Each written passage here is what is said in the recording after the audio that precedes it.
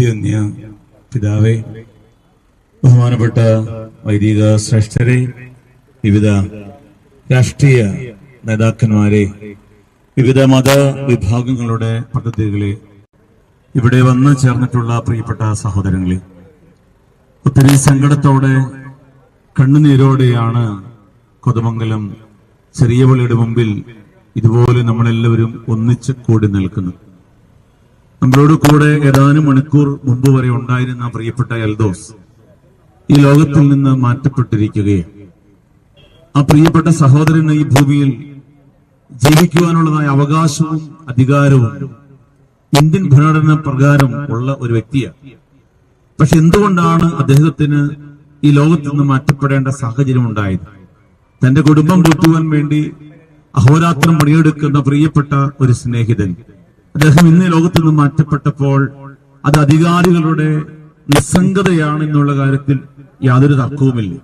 കാലങ്ങളായി ഇവിടെ ഓർമ്മപ്പെടുത്തിയ എല്ലാ ബഹുമാനപ്പെട്ട വൈദികരും പ്രസംഗിച്ച ആളുകളൊക്കെ പറഞ്ഞതുപോലെ കാലങ്ങളായി ഇതിന് ശാശ്വതമായിരിക്കുന്ന പരിഹാരം ആവശ്യപ്പെട്ടുകൊണ്ട് ഈ സമരങ്ങൾ നടത്തപ്പെടുന്നു. പക്ഷെ ഇതുവരെയും ഒരു ശാശ്വതമായിരിക്കുന്ന പരിഹാരം കണ്ടെത്തുവാനായിട്ട് ഒരു സർക്കാരുകൾക്കും കഴിഞ്ഞിട്ടില്ല.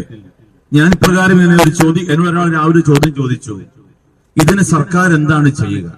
ഞാൻ തിരിച്ചു ചോദ്യമുണ്ട്, ഈ ഭൂമിയിൽ ഇന്ത്യ മഹാരാജ്യം മാത്രമല്ലല്ലോ ഉള്ളൂ, ലോകത്ത് എത്രയോ രാജ്യങ്ങളുണ്ട്, ഇന്ത്യയിൽ തന്നെ എത്രയോ സംസ്ഥാനങ്ങളുണ്ട്, അവിടെ ഒന്നും ഇങ്ങനെയുള്ള പ്രശ്നങ്ങളില്ല. പിന്നെ എന്തുകൊണ്ടാണ് ഈ കേരളത്തിൽ മാത്രം ഈ പ്രശ്നങ്ങൾ ഇങ്ങനെ ദിനം പ്രതി വർദ്ധിച്ചു വരുന്നത്? എത്രയോ ജീവനുകളാണ് ഈ നാളുകളിൽ നഷ്ടപ്പെട്ടത്, എത്രയോ ഭാര്യമാർ ഭർത്താക്കന്മാർ നഷ്ടപ്പെട്ടു, എത്രയോ കുഞ്ഞുങ്ങൾക്ക് അവരുടെ മാതാപിതാക്കന്മാരെ നഷ്ടപ്പെട്ടു. ഇതിനൊക്കെ ആരാണ് ഉത്തരം പറയേണ്ടത്? ഇതിന് വനം വിഭാഗം തീർച്ചയായും മറുപടി പറഞ്ഞേ പറ്റൂ. അവരുടെ ഉത്തരവാദിത്വമാണ് ഈ ജനങ്ങളുടെ ജീവനും സ്വത്തിനും സംരക്ഷണം തരിക എന്നുള്ളത്. ഇവിടെ വന്യമൃഗ ശല്യത്തിന്റെ ക്രമാതീതമായിരിക്കുന്ന വർധന, എത്രയോ സമരങ്ങൾ അച്ഛൻ ഓർമ്മപ്പെടുത്തിയതുപോലെ തന്നെ ഇവിടെ നിന്നും ടൗണിന്റെ വിവിധ ഭാഗങ്ങളിലുമായി എത്രയോ സമരങ്ങൾ നമ്മൾ നടത്തിയിട്ടുണ്ട്.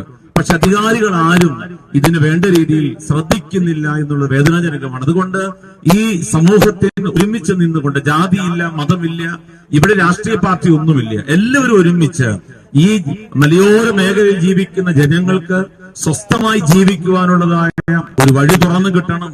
അതിന് അടിയന്തരമായിട്ടുള്ള നടപടികൾ ബഹുമാനപ്പെട്ട ഗവൺമെന്റിന്റെ ഭാഗത്തുനിന്ന്, അധികാരികളുടെ ഭാഗത്തുനിന്ന് ഉണ്ടാകണമെന്ന് ഈ അവസരത്തിൽ ആവശ്യപ്പെട്ടുകൊണ്ട് അഭിമന്യ പിതാവിന്റെയും ബഹുമാനപ്പെട്ട വൈദികരുടെയും ഇവിടെ വന്നിട്ടുള്ള എല്ലാവരുടെയും അനുവാദത്തോടുകൂടെ ഈ സമ്മേളനം ഔദ്യോഗികമായി ഉദ്ഘാടനം ചെയ്തതായിട്ട് ഞാൻ പ്രഖ്യാപിക്കുന്നു. എല്ലാവർക്കും നന്ദി, നമസ്കാരം.